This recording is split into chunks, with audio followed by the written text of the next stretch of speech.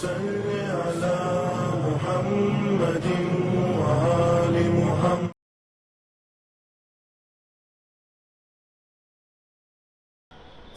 السلام علیکم ورحمۃ اللہ وبرکاتہ. بسم اللہ الرحمن الرحیم. الحمدللہ والصلاۃ والسلام علی عبادہ الذین اصطفیٰ ولعنۃ اللہ علی اعدائهم اعداء اللہ.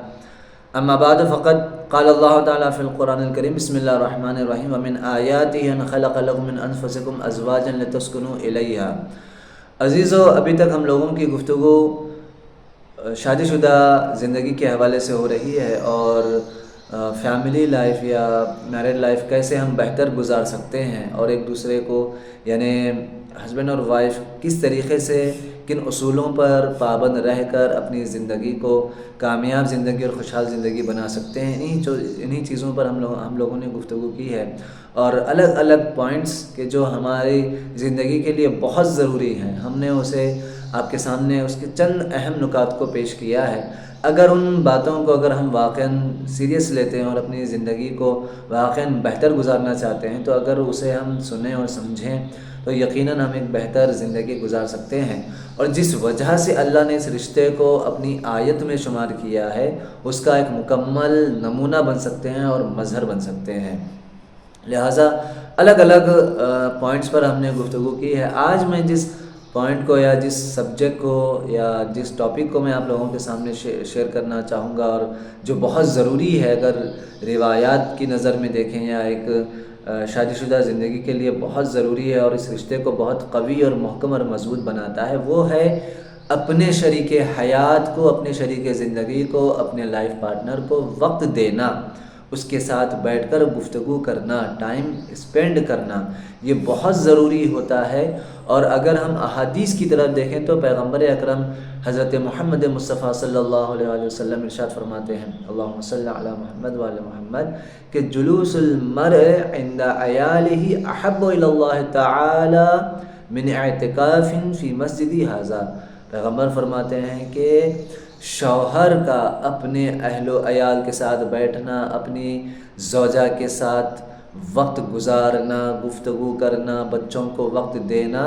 گھر والوں کو وقت دینا، پیغمبر فرماتے ہیں کہ اللہ کو بہت زیادہ پسند ہے اس اعتکاف سے جو میری مسجد میں بیٹھ کر کیا جائے، مسجد نبوی میں بیٹھ کر کیا جائے. تو اس اعتکاف سے بہتر ہے کہ جو مسجد نبوی میں اعتکاف کیا جائے. اللہ کو یہ زیادہ پسند ہے کہ ایک شوہر، ایک انسان اپنے بیوی بچوں کے لیے وقت نکالے، گفتگو کرے، ان سے بات چیت کرے، ان کے ساتھ بیٹھے اور ان کے اگر بچے ہیں تو بچوں کے ساتھ کھیلے اور بچوں کے مطابق ان کے اعتبار سے انہیں ہنسی خوشی کا ماحول بنائے. لہٰذا عزیزو یہ بہت ضروری ہے. لیکن آج ہم دیکھتے ہیں کہ انسان جو ہوتا ہے وہ باہر تو اپنے دوستوں کو وقت دے دے گا، بیکاری کے باتوں میں وقت گزار دے گا، مارکیٹ میں بیٹھ کر، بازار میں بیٹھ کر اہل غیروں کے ساتھ یہاں وہاں کی گفتگو کر لے گا. لیکن اپنی زوجہ کے ساتھ اپنے گھر میں بیٹھ کر اپنے گھر والوں کو وقت دینا یہ دکھنے میں آتا ہے کہ بہت کم ہے. اور جس کی وجہ سے واقعاً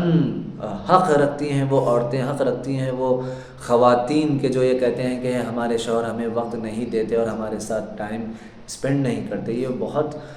برا مسئلہ ہے اور انہی باتوں کی وجہ سے جو ہے زندگیاں خراب ہو جاتی ہیں. لہٰذا یہ ہمارے معاشرے کا اور سوسائٹی کا ایک بہت یہ بیماری بہت تیزی سے پھیلتی جا رہی ہے، خصوصاً جب سے یہ راتوں میں باہر جانا یا آپ دیکھیں گے شہروں اور سٹیز کا جو ماحول ہے کہ جہاں انسان اپنے دوستوں کے ساتھ تو بیکاری کے گپ شپ میں اور بیکاری کے باتوں میں وقت گزار لیتا ہے لیکن اپنے خانوادے کو، اپنی فیملی کو وقت نہیں دیتا. اور کبھی کبھی ایسا ہوتا ہے کہ ہم کبھی اعتکاف کے فضائل بیان کرتے ہیں اور اعتکاف کی جب بات آتی ہے اور مسجد میں بیٹھنے کی بات آتی ہے تو کچھ جو بہت اللہ والے ہوتے ہیں وہ کہتے ہیں کہ ارے ہاں اعتکاف کرنا بہت اچھا ہے، اعتکاف کرنا چاہیے اور اس طریقے کی باتیں. لیکن جب ان سے پوچھا جاتا ہے کہ بھائی آپ اپنے اہل و عیال کو وقت دیتے ہیں تو وہ اس معاملے میں بھی کمزور پاتے ہیں، کمزور دکھے جاتے ہیں. لہٰذا پیغمبر نے ارشاد فرمایا اگر تمہیں اعتکاف کرنا ہے اور اعتکاف سے زیادہ ثواب اگر حاصل کرنا ہے تو جاؤ اپنی بیوی بچوں کے ساتھ بیٹھو، ان کے ساتھ وقت گزارو، ان کے ساتھ بات چیت کرو. یہ بہت زیادہ ہے. لہٰذا پیغمبر اکرم کے پاس ایک خاتون شکایت لے کر آتی ہے اور ایک صحابی ہیں جناب عثمان ابن مظعون، جو مولا کائنات حضرت علی علیہ السلام کے ماموں بھی ہیں۔ جب پیغمبر نے اعتکاف اور اس طریقے کی باتوں کو بیان کیا اور زہد اور زاہد کے فضائل بیان کیے اور ترک دنیا اور دنیا سے لا تعلقی کی باتیں جب پیغمبر اکرم نے ارشاد فرمائی، تو اس سے کچھ اور مطلب لے لیا سامنے والے نے اور صحابہ نے، اور جناب عثمان ابن مظعون یہ اپنے فیملی اور اپنے گھر والوں کو چھوڑ کر کسی سنسان علاقے میں چلے جاتے ہیں، صحرا وغیرہ میں، اور کئی دنوں تک وہیں رہتے ہیں اور اپنے گھر والوں کو پوچھتے بھی نہیں ہیں،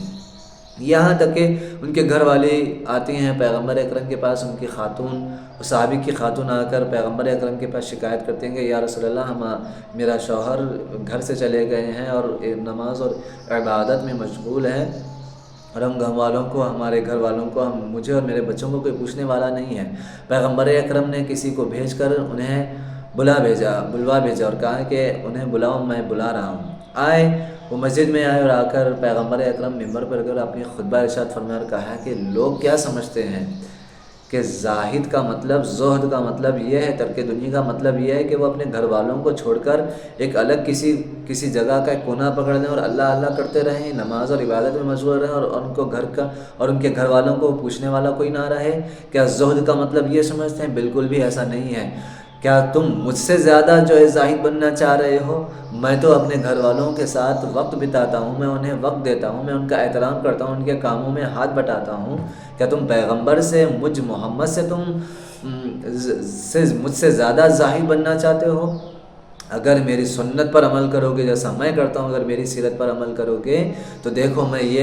میں اپنے گھر والوں کے ساتھ وقت بتاتا ہوں، میں انہیں ٹائم دیتا ہوں، میں ان کا احترام کرتا ہوں، ان کا خیال رکھتا ہوں، ان کی ضرورتوں کو پورا کرتا ہوں، اور اس سے بڑھ کر کوئی عبادت نہیں ہے۔ اور اسی طریقے کا ایک اور واقعہ ملتا ہے کہ جہاں 3 عورتیں آتی ہیں اور پیغمبر اکرم سے شکایت کرتی ہیں کہ ایک کہتی ہے کہ میرا شوہر گوشت نہیں کھاتا، ایک کہتی ہیں کہ میرا شوہر ہم لوگوں کا خیال نہیں کرتا، ہماری ضرورتوں کو پورا نہیں کرتا، ایک کہتی ہیں کہ میرا شوہر خوشبو استعمال نہیں کرتا، اور ہمیشہ ایسے ہی جس کو ہم یہ کہہ سکتے ہیں کہ اس طریقے کے لاوبالی مرد بھی ہوتے ہیں کہ جو اپنا خیال نہیں رکھتے۔ عام طور سے یہاں پر بھی یہ بریکٹ میں ایک بات کہہ دوں کہ عام طور سے مرد یہ چاہتے ہیں کہ صرف عورت ہی جو ہے بن ٹھن کے رہے، اپنے آپ کو سنوار کے رہے۔ نہیں، مرد کی بھی ذمہ داری ہے کہ وہ اپنے آپ کو سنوار کے رہے، مرد کی بھی ذمہ داری ہے کہ وہ اچھے کپڑے پہنے، مرد کی بھی ذمہ داری ہے کہ اس کے پاس سے خوشبو آئے۔ جس طریقے سے وہ چاہتا ہے کہ عورتیں رہیں، اسی طریقے سے مرد کی بھی ذمہ داری ہے کہ وہ اپنے آپ کو سنوار کے رہے، عورت کے لیے، اپنی خاتون کے لیے، اپنی بیوی کے لیے، اور یہ بھی عبادت میں شامل ہے۔ جب اس طریقے کی شکایت ان تینوں عورتوں نے پیغمبر اکرم کے سامنے ارشاد فرمایا، پیغمبر روایت کہتی ہے کہ پھر پیغمبر اکرم نے سب کو بلا بھیجا اور کہا کہ آؤ، تمہیں کیا ہو گیا ہے؟ تم کیوں لا تعلقی اظہار کر رہے ہو اپنے خاتون سے، اپنی بیویوں سے، اپنے گھر والوں سے؟ دیکھو میں گوشت بھی کھاتا ہوں، میں خوشبو بھی استعمال کرتا ہوں، اور میں وقت دیتا ہوں اپنی خواتین کو، اپنے گھر کی عورتوں کو، لہٰذا تم سب کو بھی چاہیے کہ تم میری سیرت پر عمل کرو، جیسا میں کرتا ہوں ویسا کرو۔ اس سے ہٹ کر اگر تم کرو گے تو یقیناً تم گمراہ ہو جاؤ گے۔ تو آپ دیکھیں، یعنی اور بھی روایات ہیں، اور بھی بہت ساری احادیث موجود ہیں کہ جہاں ہم یہ کہہ سکتے ہیں کہ کس طریقے سے پیغمبر اکرم اور ائمہ علیہ السلام نے وقت بتانا اپنی خاتون کے ساتھ، اس کو اہمیت دی ہے اور اس کی فضیلت بیان کی ہے، اس کا ثواب بیان کیا ہے۔ لیکن آج ہم دیکھیں کہ لوگ اس طریقے کی اس مزاج کے ہوتے ہیں کہ باہر والوں کے لیے تو بڑے اخلاق سے پیش آئیں گے، باہر والوں کے لیے ان کے پاس 3-3 4-4 گھنٹے ہیں ان کے پاس بیٹھنے کے لیے اور بیکار کی گفتگو کرنے کے لیے، نہ سیاست سے انہیں مطلب ہے، نہ انہیں علماء اور ذاکرین کے نقطہ چینیوں سے انہیں مطلب ہے، نہ اس کا کچھ فائدہ انہیں پہنچنے والا ہے، اور اس طریقے کی بیکار باتوں میں بیٹھے رہیں گے، رات گزاری یا شب گزاری یا ٹائم پاس اسے کہیں گے، لیکن اپنے گھر والوں کے لیے، اپنے بچوں کے لیے، اپنے خاتون کے لیے ان کے پاس 5 منٹ بھی وقت نہیں ہے۔ اب یہاں پہ ایک تھوڑا سا میں وہ مجبور شوہر اور اس طریقے سے مظلوم شوہروں کا بھی تھوڑا بیان کر دوں کہ ایسی باتیں آتی ہیں کہ نہیں مولانا صاحب، اگر ہم بیٹھتے ہیں تو پھر ہمارے یہاں بحث ہو جاتی ہے، پھر لڑائی جھگڑے تک بات آ جاتی ہے، اور یقیناً ایسا ہوتا ہے۔ آپ دیکھیں، انسان کی فطرت یہ ہے کہ انسان میں اتنا تحمل ہونا چاہیے کہ وہ سامنے والے کی بات کو سنے، اور میرا بھی کام یہ ہے کہ میں اس طریقے سے اس ڈھنگ سے اپنی باتوں کو پیش کروں، نہ یہ کہ ہم یہ ہو کہ بھائی جب بھی ہم بیٹھتے ہیں تو ہمارے بیچ لڑائی جھگڑا ہوتا ہے۔ نہیں، ہم اپنی بات کو طریقے سے کہیں، اور اگر سامنے والا غلط طریقے سے کہہ بھی رہا ہے تو آپ کے اندر اتنی سکون، آپ کے اندر اتنا تحمل اور برداشت ہونا چاہیے کہ سامنے والے کی بات کو برداشت کر سکیں اور پرسکون زندگی گزار سکیں۔ اور ہم اپنی لائف کو لے کر بات چیت کریں، ہم اپنے بچوں کو لے کر بات چیت کریں، ان کے فیوچر کی پلاننگ کریں۔ جب تک ہم بیٹھ کر اس طریقے سے گفتگو نہیں کریں گے تو ہماری زندگی بہتر نہیں ہو سکتی ہے۔ اور میں خواتین سے بھی کہوں گا کہ آپ میں اگر اپنے شوہر کو منوانے کا ہنر نہیں ہے تو آپ کتنے بھی کوالیفائڈ رہیں، آپ کتنے بھی پڑھے لکھے رہیں، آپ اس معاملے میں کمزور ہیں۔ کیوں؟ کیونکہ اللہ نے آپ کو یہ ہنر دیا ہے، خواتین کو یہ ہنر دیا ہے۔ اللہ نے آپ کو اللہ نے اپنی محبت کا مظہر بنایا ہے کہ کس طریقے سے اللہ مہربان ہے، کس طریقے سے اللہ رؤوف ہے، مہربان رحیم ہے۔ اللہ نے خاتون کی ذات میں وہ مہربانی رکھی ہے، اللہ نے خاتون کی صفت میں وہ عطوفت اور مہربانی کو رکھا ہے۔ لہٰذا اگر ایک خاتون اپنے شوہر کو نہیں سمجھا سکتی ہے تو اس کا مطلب یہ ہے کہ پھر وہ چاہے کتنی بھی پڑھی لکھی ہو، وہ شوہرداری میں کمزور ہے۔ جب پیغمبر اکرم سے سوال ہوا تو پیغمبر اکرم نے فرمایا جہاد المرأۃ حسن التعبل، عورت کا جہاد، خاتون کا جہاد یہ ہے کہ وہ بہترین شوہرداری کرے، وہ بہترین اپنے شوہر کا خیال رکھے، ہر طریقے سے اس کا خیال رکھے۔ ایک ذمہ داری ہے خاتون کے، لہٰذا دونوں طرف سے یہ ذمہ داریاں بنتی ہیں کہ ہم کتنا ٹائم اپنے لائف پارٹنر کو دے رہے ہیں، ہم کتنا وقت ان کے ساتھ بیٹھ کر